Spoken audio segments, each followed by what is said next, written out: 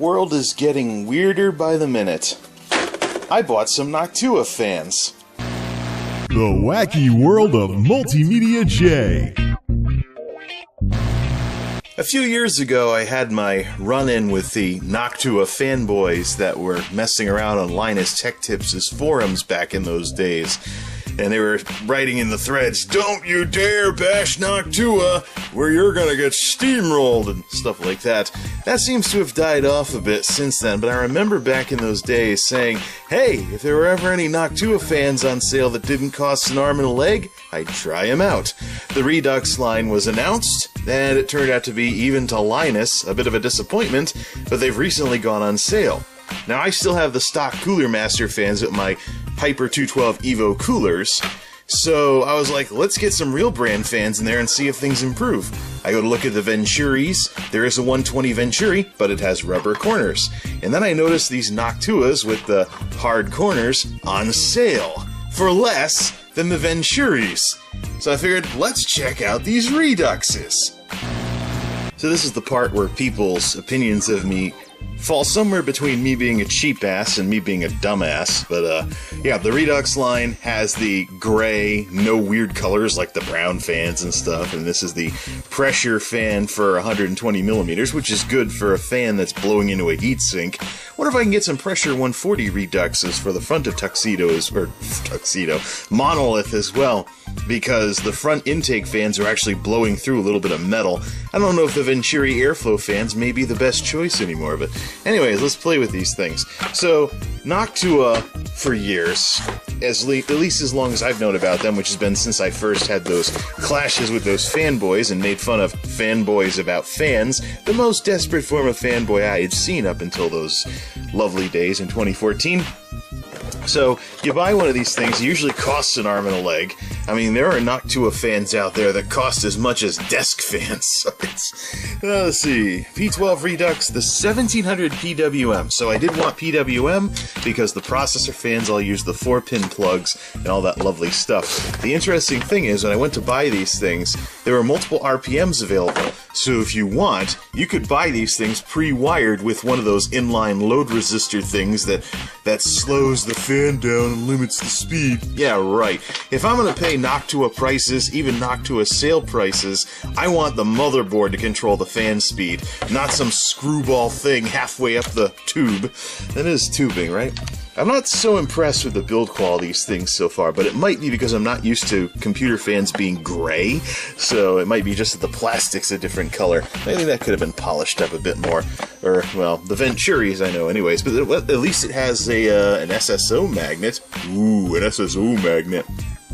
What's interesting is 0.09 amps. That's lower than any 120mm fan I've ever worked with up to this point. So this thing wins on the green award at least, even though it's gray. So while the hillbillies blast around on their loud trucks and motorcycles and whatever else there is on this lovely spring day, while I'm indoors goofing around with computers, you get screws, a plastic thing, and pretty much nothing. Do you have anything on the back that says anything about... Nah, just, supports blah blah blah blah, anti-vibration. There's rubber inserts you can attach those things to give them rubber edges. They don't vibrate as much. So even though these are gray, the anti-vibration doohickeys come in lots of pretty colors. Alright, so some Noctua fanboys, if they're still out there, are going to be mad as heck at me for taking a Hyper 212 Evo and upgrading the fan to a Noctua instead of buying a Noctua cooler. Well, what can I say? These things are cheaper than the Venturis I usually buy right now. I kind of figured the Redux line wouldn't fare very well, and here we are. I did say also that I'd check them out if they ever got on sale, and well, here we are. I also said I'd try one of these things if it didn't cost a ton, and here we are. So, let's go get Monolith and put Monolith on the dyno today. It's my day off, and I had to lug a big heavy computer around. Grrrr. Epic fail. So this is going to be a little bit of a wackerdoodle setup compared to normal. I have Monolith kind of front and center, and then the monitors going kind of teetering on the edge. Keyboard, mouse, and the wireless nub doohickey are plugged into the front. That way, you know, I can go from the screen very quickly with just a spin of the chair to looking at the system itself and getting the camera in there for some noise comparison and the like when we're busting out Prime 95 and stuff. This thing's in pretty decent shape. It's got plenty of airflow, the 1060 card that it's had for a while, and it still runs like a champ. It just has a stock fan on the cooler. And of course, me attaching a Noctua fan to a Hyper 212 Evo is probably going to get some folks wrinkling their noses, but what are you going to do? Okay, contact! Starts up like a champ. Yes, that little blippo beep is the post beep. The motherboard does not come with a speaker, but you can add one and plug it in by buying like one of those little blippy little $1 or $2 whatever they are ones, and just plugging them into the motherboard spot. And it's going to be a little louder than usual because of course we've got the side off of the machine. But I want to cook this sucker with Prime 95 and see what kind of results we get.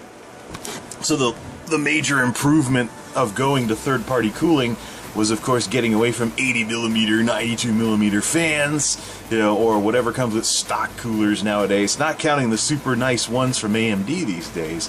But so basically, everything in this machine is running off of the Fractal Venturi. And now, in order to test the fan itself, since I manually control my fans, I'm actually going to turn everything down. So now, the Venturis are doing the minimal amount of the air movement, and most of the cooling is going to come from whatever this thing spins up to make up the difference. Got a Venturi in the back, we have two Venturis in the front, sucking air in through these little things on the side so I can close the door. But if the machine needs a little bit more airflow, just do this. Run it with the door open! Kind of like how the roadkill guys like drive around with the hood not on their cars. They need better cooling.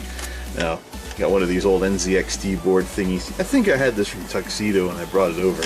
I like manually controlling stuff because even with everything all the way down, the machine still runs within decent temperatures. So yeah, I mostly turn things up in the summertime if I don't want the temps going too high on the graphics card or something. Or if it's warm enough that I'm running fans in the house anyways, I'm not going to be able to hear these things. So why not just crank everything all the way? What kind of a difference does that make, by the way, with the wattage? It gets us up to the... Oh, well, it just shut the display off, so let me just drop this down. I think 10 watts between everything. Roughly that. These are 140s we're talking about. So I blue-screened the machine by trying to unplug, replug the network thingy for USB because it lost its connection on the front USBs, so I moved to the back. Figured while I had the computer spun around, that's a little plug-in PC speaker that made this motherboard start beeping because it doesn't have one. Actually, no, the case doesn't have one, I should say.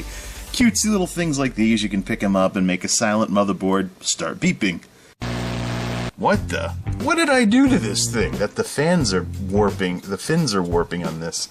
I don't know, did I hit it with something? Or did I try a little too hard to plug in the auxiliary power back there? No idea. Anyways, back to the test. This old Skylake continues to vindicate why I built it in the first place in retired Tuxedo. Just been watching a bunch of YouTube videos and the wattage has been in the mid-30s. That's around laptop-ish levels when a laptop's getting slammed, which is exactly what I wanted from this system. Have it crank up to play a lot of nice games, and then crank way down for regular stuff. Cool. And if I cranked the fans, it just went from 35 watts to 41 watts when playing YouTube videos and goofing around on the internet. Now, let's barbecue the Skylake and see how loud it gets and how hot it gets with Prime 95. Okie dokie, you all ready? Here's I put the camera in here for how loud it is idle. And click. Here we go. Now this, the only fan that's going to be spinning up is the processor fan. I must have hit something when I put this in here. Let's see here. Getting up to... Maybe it's not a smart idea to put a Noctua fan in here. I'm at 55 degrees and 73 watts, and that's happening. The system is 100% load, and it's capping out in the mid-50s, 73 watts, and that's the noise the fan's making. Well, for a noise test, why don't I find a way of manually overriding this thing? Okay, I went to the BIOS. This is where I can turn off the fan control. Set it to full speed.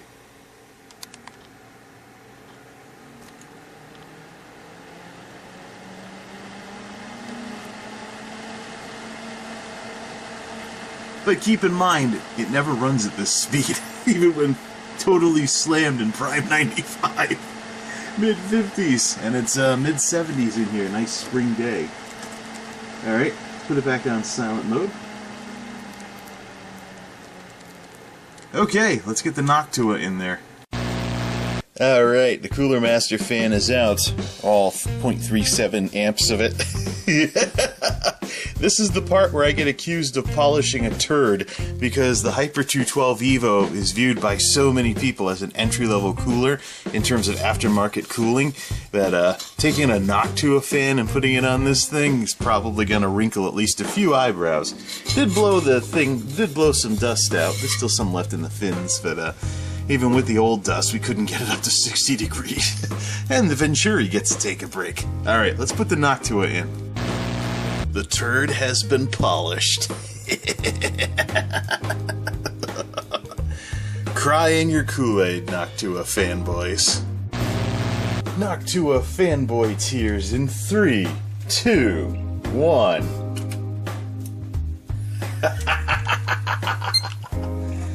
But at least we have a real brand, so-called, fan in there now, and not a full stock Hyper 212 Evo. Okie dokie. So, how does that feel on the other side? Pushes a decent chunk of air. I like the better blade design of this, though. I also, the reason why I went with this instead of a Venturi is that I wanted the hard corners on the fan instead of the rubber things. I didn't know how the rubber would work with these little hook-on thingies that this thing uses. Now, I could run this thing in push-pull if I really wanted to, but look at how little space there is, and there's a massive 140 just blowing away everything that's behind that heat sink in the first place. I'm not convinced that push-pull would do very much. Now, I'm in the BIOS, so let's go over into Q-fan control, and let's set the full speed and see how different it sounds. Come on, Noctua!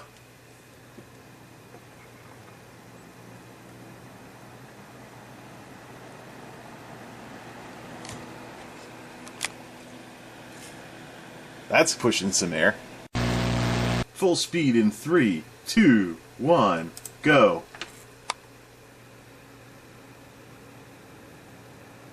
Come on, get up to speed. That's pushing some air. I can feel it from way back here. Oh yeah. We just mess with the fan curves in order to keep the processor nice and cool. Sweet. Well then. Let's go back and see what has happened to our temperatures when we blast the processor with Prime 95. Back to the default fan curve. Check out how slow that's spinning now. Almost down to 500 RPM at idle. Good old PWM. But there's a better fan spinning now, so it can probably push the same amount of air at lower RPMs than its Cooler Master predecessor. Okay, Prime 95 is ready to go. Let's see if this thing makes any noise whatsoever. How high the temp goes. I don't think it will. The piece of junk certainly didn't. Never mind the real brand fan. Where are we getting up to? Core temp, please. 53, 54. We shaved a few degrees off of that. Oh, no, now we're into the mid-50s. Load is 100% on all cores. Yeah, back in the mid-50s again, with similar conditions, and this thing's not budging. I probably could drop down to the silent power curve. Not that I need to make this machine any quieter, but spin the blade a little less. And there's the Venturis just spinning away. Spin back up. It will shortly. I think there's a little something built into the AI of the fan controller that if something sticks, doesn't keep spinning for a couple of seconds. Oops. Does it try and spin it again while there's something stuck in it?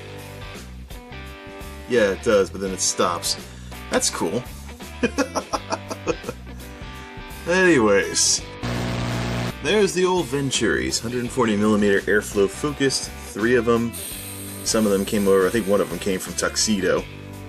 And there's AI built into the fan controller that if something stops one of the blades, it stays stopped for a while before spinning back up. And of course, because they're 140 mil, once you crank them up, instead of a loud whir, they just make this nice deep hum, which is even nicer when the case is closed and the noise dampening foam gets to do its thing. Then in the back, we just go pull only, though it's not as good for dust. I don't know. What if I should try a more recent replacement for these things in terms of 140 millimeters? But the big reason why I'm recording this right now is, we'll just turn everything back down. Here's all the drives and everything. You can see everything that these things have to blow through. I wonder if by chance it might be worth bringing in the Noctua Redux pressure fans to blow through all this metal. So, leave a Venturi in the back for airflow because it's less obstructed going out of the case. But put two Noctuas in the front because the 140 millimeter pressure version is available in the Redux line. So that would be a way for me to put some gray in here without having this big brown thing in the middle of, well, monolith. Food for thought. Or comment bait, depending on how you want to look at it. This thing is quite the dust sucker, though. Tuxedo, home of the other full stock Hyper 212 Evo, and source of undoubtedly more complaints from Noctua fanboys about me polishing turds. Let's fire it up. Okay, this disaster has its last successful overclock dialed in, still dialed in from last time. This one might generate some noise because there's no fan controller this time, so the motherboard's actually doing all the work. Let's see what happens. Prime 95. I'm watching the temperature on core temp while this is going on. And it's at 3.8 on everything. I'm getting an error on one of... My overclock is too aggressive. One of the workers stopped running. So only 7 cores are doing stuff now. Fail. Epic fail. No, we're not doing very well with slamming the heck out of this anyways. Just like with Monolith, except this time it's because we just lost another one. We're now down to 6 of the Prime 95. We're now down to 6 things slamming the processor because of errors. Yeah, maybe that overclock was a little too aggressive. Crash! Alright, we gotta do this through the BIOS, just like last time. Epic fail. Let's disable the fan speed control so the thing goes nuts. Disabled? It requires a restart, doesn't it? Oh, this is gonna get loud. It's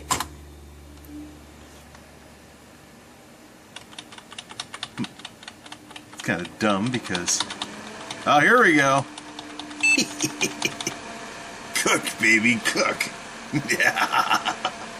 So there's what the stock Cooler Master doohickey is doing. As I keyboard over there to turn the fan speed control back on. Switch back to normal. Save. So that's enough messing with the full stock rubbish, well, not to be confused with the computer. Let's polish this turd with the Noctua. There's really not much to these things. They're basically little holders with rubber covers over the screws, so you have to putty knife up the rubber covers but don't completely detach them if you want to keep using them, and of course the anti-vibration, so the answer is yes. Then undo the screws that way, then just reattach them to the fan that you actually want to use. Once again, turd has been polished. The only issue is I'm worried about this spun the heat sink a little, so I'm worried about any effects on the thermal material. Let's see here. Spins right up though. PWM controlled and everything. See how it feels on the other. Yeah, it's pushing some air alright. About to set the thing to disabled in the BIOS again. Save and exit. Let's make some noise!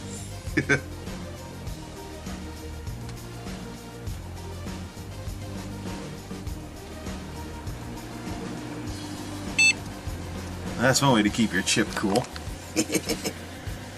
Definitely feel there's definitely air going through that thing now. Pressure fan it is. I just like it because it has more blades than the standard fan that this thing has. But anyways, yeah, there we go. Call it what you want. Polishing a turd, caving to fanboys after about 3 or 4 years. Whatever you want to call it. I finally have some Noctua fans. Now you all can shut up. I may have applied them in the cheesiest way possible by just bolting them onto Hyper 212 Evos and getting the Redux series when they were so deeply discounted that you can buy Noctua fans for $10. A far cry from the $30 brown ones, fanboys? And one of them went into a computer that has next to no use outside of being a representative of early 2010s wasteful, energy-hogging computers. Or computing. Shoot. Shut this piece of crap down. I didn't even get one of these things for the Delosaurus.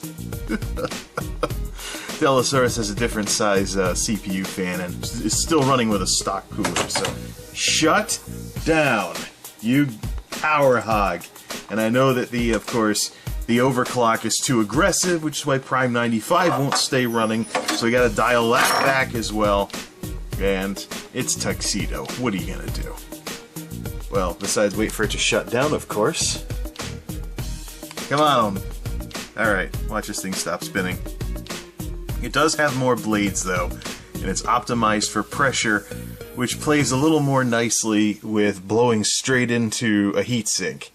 So, we'll say that was an improvement at the very least. Till next time, this is MultimediaJay, signing off. Thanks for stopping by.